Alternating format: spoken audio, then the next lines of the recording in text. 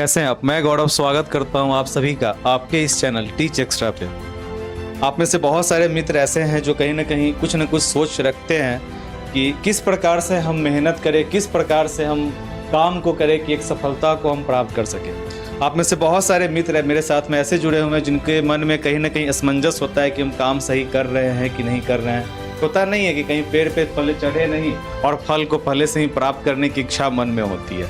एक बात मैं आपको बता दूं कि सबसे पहले किसी भी चीज़ को प्राप्त करने के लिए आपके अंदर में ना लगन होना चाहिए। और ये जो अभी आप वीडियो देख रहे हैं सो एक आपका रिकॉर्डिंग वीडियो है और आपके सामने आज मैं एक ऐसा उदाहरण देने जा रहा हूं जहां से आप देखकर ये समझ पाइएगा कि अगर ये कर सकती है तो मैं क्यों नहीं कर सकता हूं। इस तरह का आपके मन में विचार आएगा क्योंकि आपने कहीं ना कहीं अपने डीएलएड में, बीएड में कहीं ना कहीं कुछ ना कुछ अवश्य पढ़ा होगा। उसमें एक लाइन आपने पढ़ा होगा कि शिक्षा ही एक ऐसा शस्त्र है जिसके माध्यम से आप विभिन्न प्रकार के समस्याओं का समाधान कर सकते हैं। और उन तमाम समस्याओं में हमारे घरेलू समस्याएं, हमारे जीवन के विभिन्न प्रकार के संज्ञानात्मक समस्याएं, हर एक प्रकार की समस्याएं सामने में निकल कर आती है।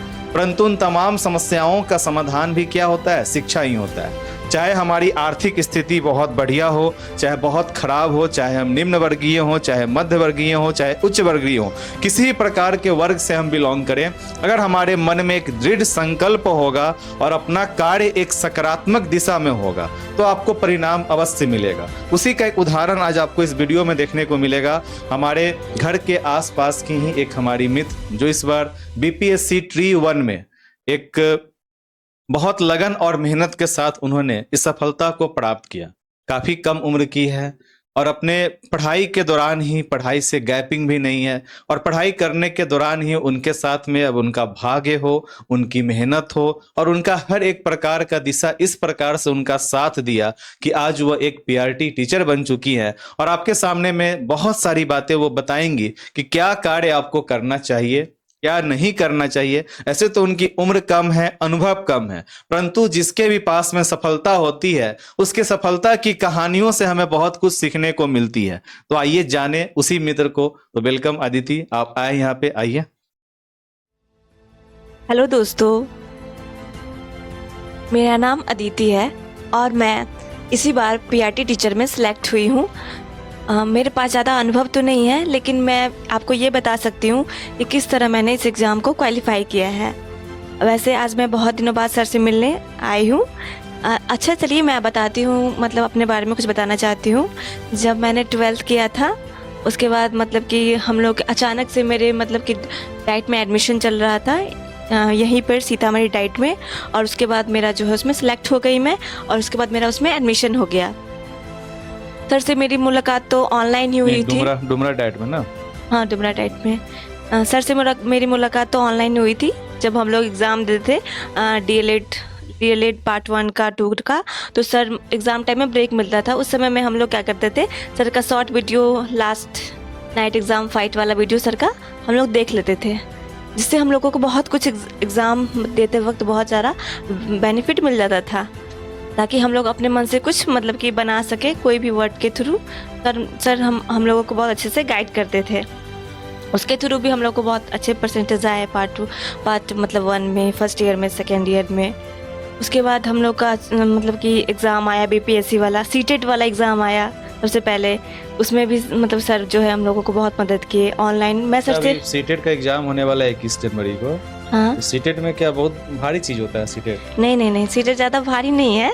मतलब कि बस उसका एक मतलब कि उसमें मैनेजमेंट के साथ पढ़ना पड़ता है, ज़्यादा टफ नहीं है।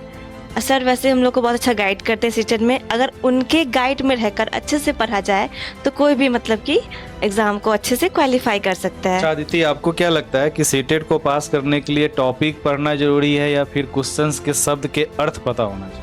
क्वेश्चंस के अर्थ, जो शब्द होते हैं उनके अर्थ पता होना चाहिए, और अर्थ पता होगा तो खुद पे खुद टॉपिक हल हो जाएगा। तो मैक्सिमम हमारे जो मित्र हैं उनके मन में ही भावना होता है कि बस टॉपिक को कंप्लीट कर ले, टॉपिक को कंप्लीट कर ले। आप इस पे क्या बताना चाहेगी? नहीं, टॉपिक कंप्लीट करना ये ज़्यादा बड़ी बात नहीं है। अर्थ, जब तक हम कोई चीज़ को, जैसे कि एज फॉर एग्जांपल, जब तक हम जानेंगे नहीं कि जो वर्ड का मतलब क्या होता है, वर्ड मतलब क्या होता है, तब तक हम समझ कैसे आएगा कि वर्ड का हिंदी मीनिंग क्या होता है। देखिए, मुझे लगता है कि अभी लोग का ट्रेनिंग चल रहा था तो उसमें शायद जहाँ तक मुझे लग रहा है कि जितना इन्होंने डीलेड में पढ़ाई किया होगा, सीटेट में पढ़ाई किया होगा, सबका एक मिक्सअप करके इनके साथ ट्रेनिंग भी हुआ होगा कि हाउ टू डील स्टूडेंट या चाइल्ड, स्टूडेंट भी नहीं चाइल्ड, क्योंकि बच्चा को तो आपको अपना बच्चा मानना ही पड़ेगा।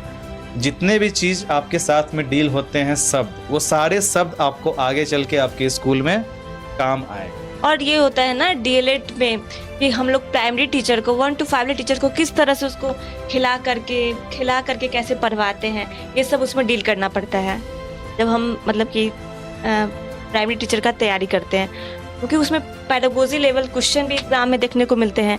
तो उसमें यही रहता है कि बच्चों को बच्चों को कैसे पढ़ाएं, ये नहीं रहता खुद कैसे पढ़ना है, बच्चों को कैसे पढ़ाएं। जब आपका सीटेट निकला फिर आप लग गई हाँ बीपीएससी। हाँ, उसके बाद जब मैं बीपीएससी का मैंने फॉर्म डाला तो फिर मैं सोच रही थी कि मैं कैसे इसका प्रिपरेशन करूं, बीपीएससी का कैसे मेरा एग्ज़ाम क्लियर होगा। मैं बहुत ज़्यादा नर्वस थी और मुझे डर लग रहा था। तो फिर मैंने सर का मतलब कि बस 2-3 दिन बाद सर का कुछ मतलब कि नोटिफिकेशन आया था, ऑनलाइन ही मैंने यूट्यूब पर देखा था कि मतलब कि वो मतलब कि बीपीएससी का मतलब क्लास जो है बच्चों को वो बोल रहे थे कि जो हम मतलब पूरा गारंटी तो नहीं लेते, क्योंकि सर को खुद पता नहीं था कि ये सिलेबस क्या रहेगा, लेकिन सर सिलेबस क्या वो किसी को पता नहीं था, किसी भी टीचर को पता नहीं था, लेकिन सर बोले थे गाइडेंस तो हम थोड़ा बहुत दे ही सकते हैं बच्चों को। हाँ, तो उनके ही गाइडेंस में उन्होंने हमें क्या कहते हैं SCERT से जुड़ा सिलेबस हम लोग को पढ़ाया था, मतलब जो भी मतलब कि 1 to 5 के लिए जो भी जरूरी हो उसके तहत हम लोगों ने।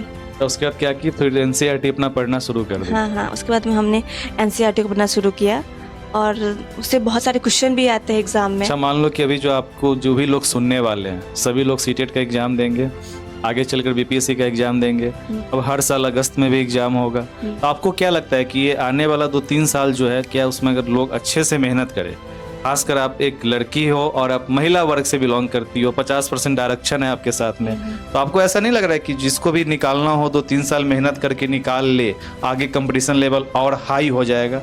क्या ऐसा फील हो रहा है आपको? कुछ इस पे आप बता सकती हैं आपके अनुसार? हाँ, ये तो देखा जा सकता है कि आगे चलकर कंपटीशन हाई होने वाला है, इसलिए हम इसके साथ साथ हमको अपनी लेवल को भी जो है बढ़ाना पड़ेगा। कि पहले की अपेक्षा लड़कियों की संख्या इसमें बढ़ रही है, महिलाओं से भी ज्यादा अब लड़कियों की संख्या भी आ रही है। हाँ। बीपीएससी के आने के बाद से तो कहीं ना कहीं लड़कियों का एक पढ़ने का समय और एक घरेलू महिला का पढ़ने का समय, दोनों में अंतर होता है।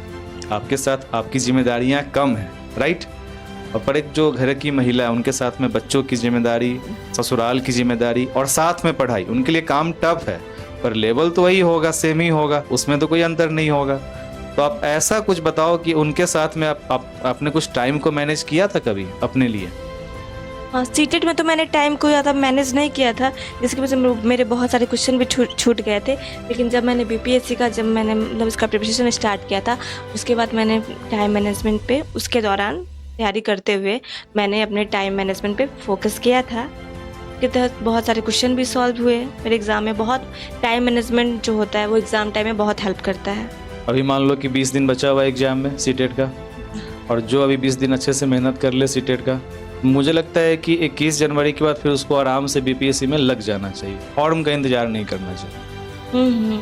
अब मैं तो ये कहती हूँ, अगर कोई बच्चा आपके जो स्टूडेंट्स हैं, अगर पर डे आपको तो पता है कि मेरा कोई बच्चा नहीं है, सारे मित्र है मेरे। हाँ, जो भी आपके फ्रेंड्स हैं, हाँ। जो भी मतलब जो दिखते हैं, जो इसको आप पढ़ाते हैं, टीच करते हैं, वो अगर आपके क्लास को मतलब पर डे देख रहे हैं, अच्छे से समझ पा रहे हैं अगर बच्चे आपके लैंग्वेज को, आपके सारे कॉन्सेप्ट्स को, तो निश्चित रूप से वो मतलब सक्सेस पा ही लेंगे और उसके बाद जुड़ जाएंगे एग्जाम के तैयारी। जो भी अपना पिछला 1-2 साल का अनुभव है, मुझे तो ऐसा लगता है कि बीपीएससी पढ़ाई से ज़्यादा मार्गदर्शक का चीज़ है कि आप कैसे चीज़ों को कर रहे हैं। क्या ऐसा तो कोई बुक नहीं है, ऐसा तो कोई वीडियो नहीं है जिसको बस पढ़ लो और आपका एग्जाम निकल जाएगा। आपको तो डेप्थ में जाना पड़ेगा, पढ़ना पड़ेगा, ये तो आप समझ रही हैं। हाँ। और स्कूल में आपको पढ़ाना भी पड़ेगा, राइट। इस पे आपको आप बोलना चाहती हैं? मैं इस पे ये बोलना चाहूँगी कि आप कितना भी मुझे तो घोल के पिला दीजिएगा, पढ़ा दीजिएगा, जितना भी ज्ञान देना होगा, लेकिन लास्टली तो हमको मेहनत करना ही पड़ेगा घर पे अच्छे से। जब तक हम लेबर हार्ड नहीं करेंगे, मतलब आपका नॉलेज दिया हुआ अच्छे से गेन नहीं हो पाएगा, तब तक जो है मतलब चीज़ों को पढ़ के प्रैक्टिस करना पड़ेगा। हाँ, करना पड़ेगा। अच्छा अदिति, ये तो सारी बातें तो पढ़ाई की होगी, जो कि बहुत लोग बोर भी हो गए होंगे। अभी आप ये बताओ कि बहुत सारे लोग के पास में जॉब नहीं है, जो आपको देख रहे हैं, कहीं ना कहीं बेरोजगार हैं, तो आप जॉब लेने के बाद कैसा फील कर रही हो? मतलब कि लाइफ अच्छे से पटरी पे चल रही है या बहुत ज़्यादा भाग दौड़ है, कैसा लग रहा है आपको? और शुरू में जब हम लोग का सिलेक्शन हुआ था तो डॉक्यूमेंट डीवी के लिए बहुत भाग दौड़ करना पड़ा था, मतलब कि वो हर तो दिन बउआ पढ़ करना ही के- पड़ेगा, सरकारी हाँ, हाँ। नौकरी है, भगवान के इतने बराबर, उतना तो दौड़ना ही पड़ेगा। बहुत ज़्यादा करना पड़ा था। और अभी भी मतलब हम ज्वाइनिंग के बाद थोड़ा सा हम लोग को थोड़ा रेस्ट मिल गया है। अब उतना नहीं दौड़ भाग करना पड़ता है। अच्छा अदिति, तो आप मतलब कि 12th पास की, डीलेट की, तो क्या आप टीचिंग में आना शुरू से चाह रही थी? नहीं, जब मैंने 12th किया उसके बाद मैंने टीचिंग को मतलब कि थोड़ा मेरा अट्रैक्शन बढ़ गया टीचिंग की तरफ। कैसे, मतलब कि आपने अचानक से डीलेट, वो भी आपने बताया कि आपने डुमरा डाइट से किया है, सरकारी कॉलेज से आपने किया, इसका अर्थ है कि उस टाइम में जो भी था आपका स्कोर अच्छी रही होगी, आपके पास में ढेर सारा अपॉर्चुनिटी रहा होगा, फिर भी आप टीचिंग प्लेटफॉर्म में आई, कुछ तो कारण होगा ना? ऐसा क्योंकि मैंने ऐसे बहुत सारे मेरे ऐसे टीचर्स रहे हैं जिनको देखकर मन हुआ कि इनके तरह बनना चाहती हूँ। अरे, बस अच्छा उन्होंने अच्छा, मतलब कि आपका शुरू से मन रहा है कि बच्चों के साथ में, जैसे ये टीचर ने मेरे साथ में इतने अच्छे से कंसेप्ट को हाँ, डील हाँ। किया, मैं तो भी मैं करूँ, मैं भी भी किसी करूं, बच्चे को- ऐसा आपके साथ में सोच रहा जी, है। जी। और उस सोच में और सोने पे सुहागा हो गया जब आपने डीलेट को किया, राइट? जी, डीलेट का तो हर एक इंसान की सोच ही बदल जाती है शिक्षा को लेकर, जहाँ पे ना ही कोई धर्म, ना ही कोई जाति, अपने आप में क्या है, बस बच्चों के साथ में प्यार बांटना है, यही जी, होता है ना, जी, ये जी। हमने सीखा भी है।